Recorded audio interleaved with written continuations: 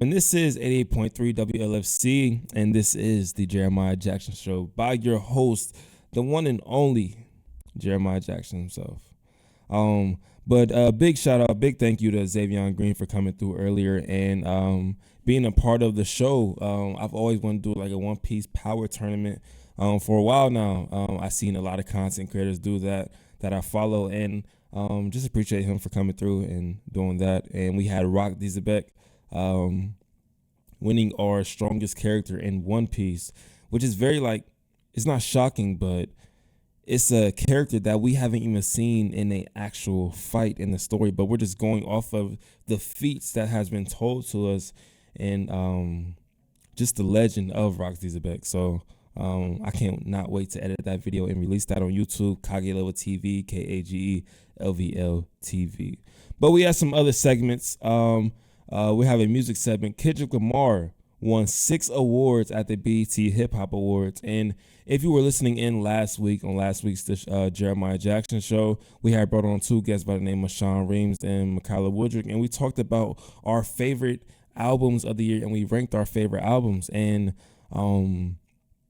we had ranked Kendrick Lamar's album. I gave it a 10. I believe Sean and Mikala gave it around. Mikala gave it around like an 8, and Sean Reams gave Kendrick Lamar's album Mr. Morale and the Big Steppers, he gave it like a 6, and that was very, very, very, very, very shocking because he also said Kendrick was his favorite artist of all time at that point. But Kendrick Lamar won Best Hip Hop Music Video, Best Live Performer, Lyricist of the Year, Video Director of the Year, Hip Hop Album of the Year, and Hip Hop Artist of the Year. And this is a big day for Kendrick. I have no problems with him winning none of these awards except for one. And before I say this, Kendrick Lamar and Mr. Morale and the Big Steppers was a phenomenal album. One of my favorite albums that I listened to this past summer.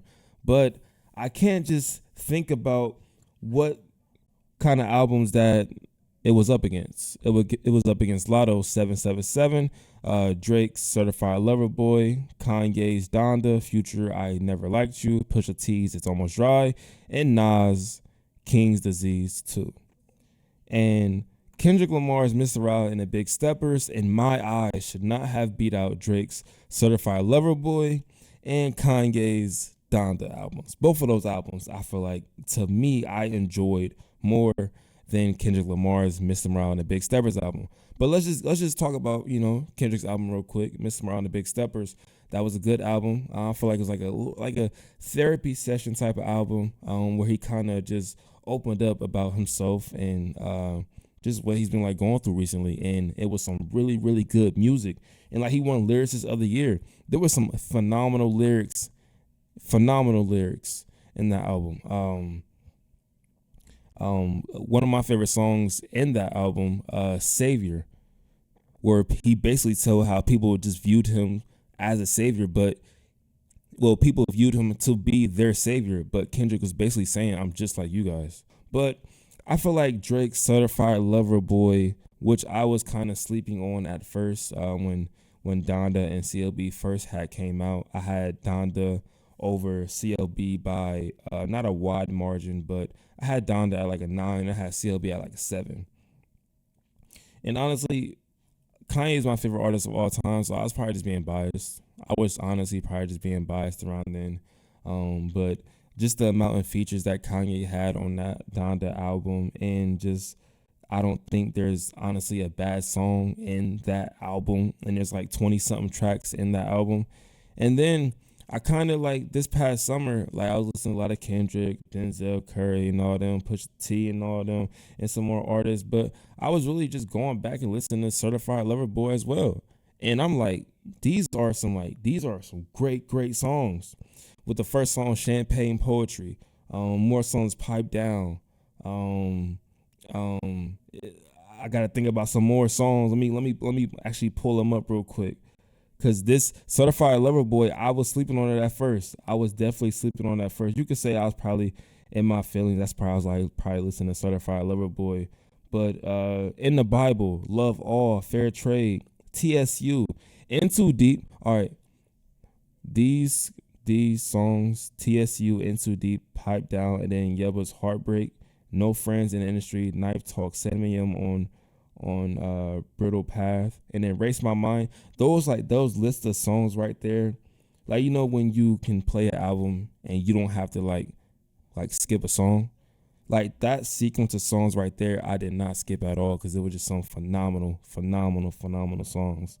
So I just felt like Certified Lover Boy and Donda should have been over Kendrick Lamar's Miss Round and Big Steppers. Maybe because it's just like maybe just like Prisoner of the Moment. You know, Kendrick came out with his album this summer and he's been on tour. And he's been making headlines. So maybe that's why he probably won the award. But that's just my opinion. If it was me, I would have gave the award to either Kanye or Drake. And if I had to decide, I would still pick Donda over Certified Lover Boy in terms of enjoyment and longevity and when I'll be listening to these albums. Because I feel like I can forever listen to Donda. But Certified Lover Boy, I don't know if I could always listen to that forever, you know. But that's just my opinion. Let me know what you guys think. If Kendrick Lamar deserved to win Album of the Year, let me know what you think. If he didn't deserve to win any of these other categories that he won: Best Hip Hop Music Video, Best Live Performer, Lyricist of the Year, Video Director of the Year. I even know Kendrick direct videos, and Hip Hop Album of the Year, Hip Hop Artist of the Year. Let me know. Kage Level TV, KAGELVL TV, and 88.3 WLFC. But up next, we have Harlan Jackson once more. I Want to Love.